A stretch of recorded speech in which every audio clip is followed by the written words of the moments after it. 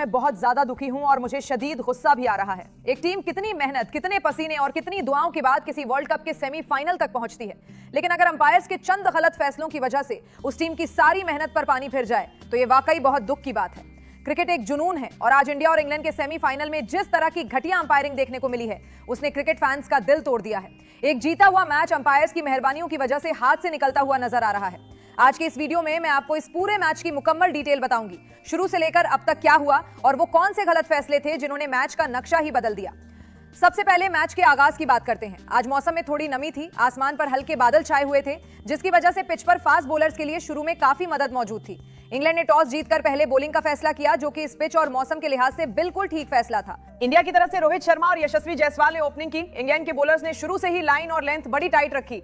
तीसरे ही ओवर में इंडिया को पहला बड़ा झटका लगा जब जायसवाल सिर्फ 12 रन बनाकर जोफ्रा आर्चर की एक तेज गेंद पर विकेटकीपर जॉस बटलर को कैच दे बैठे। 4 ओवर्स के इख्तिताम पर इंडिया का स्कोर 1 विकेट के नुकसान पर 32 रन था। इसके बाद रोहित शर्मा और सूर्या कुमार यादव ने इनिंग्स को संभालने की कोशिश की। रोहित ने सैम करन को 2 शानदार छक्के भी लगाए, लेकिन 7वें ओवर में आदिल रशीद की घूमती हुई गेंद पर रोहित शर्मा 35 रन बनाकर एलबीडब्ल्यू आउट हो गए।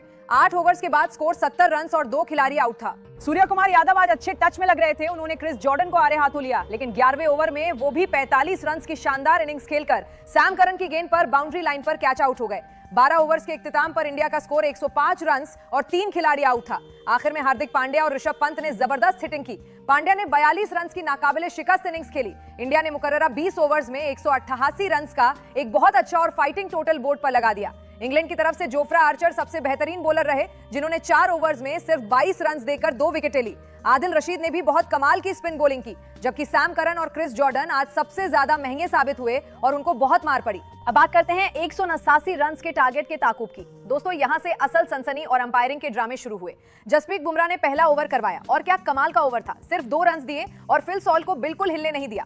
अर्शदीप सिंह आए और उन्होंने अपने ओवर की चौथी गेंद पर फिल सॉल्ट को स्लिप में कैच आउट करवा दिया। इंग्लैंड को पहला झटका सिर्फ 8 रन पर लग गया। जॉस बटलर और विल जैक्स क्रीज पर आए। उन्होंने सिराज के तीसरे ओवर में 2 चौके लगाए और चौथे ओवर में अर्शदीप को भी एक छक्का मारा ताकि प्रेशर कम किया जा सके।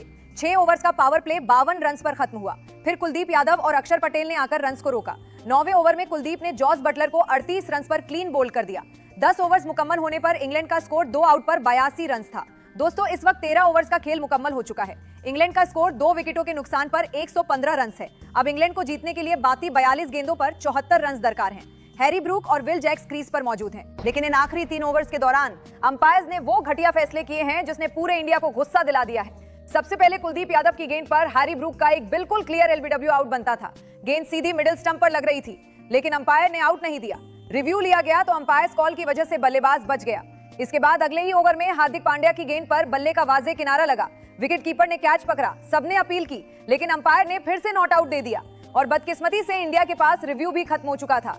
और हद तो तब हो गई जब अर्शदीप के ओवर में 2 ऐसी गेंदें जो कि बिल्कुल लाइन के अंदर थी, बल्लेबाज जानबूझकर पीछे हटा, लेकिन अंपायर ने उन्हें वाइड बॉल करार देकर इंग्लैंड को एक्स्ट्रा रन और एक्स्ट्रा गेंदें गिफ्ट कर दी। दोस्तों, इतने बड़े सेमीफाइनल में जहां एक-एक रन और एक-एक डॉट बॉल की कीमत होती है, वहां अंपायर्स के ऐसे 3 गलत फैसले पूरे मैच का पासा पलट सकते हैं। इंडिया ने बड़ी मेहनत से मैच को फंसाया हुआ था, लेकिन अंपायर्स ने इंग्लैंड पर मेहरबानी करके उनके लिए टारगेट आसान कर दिया है।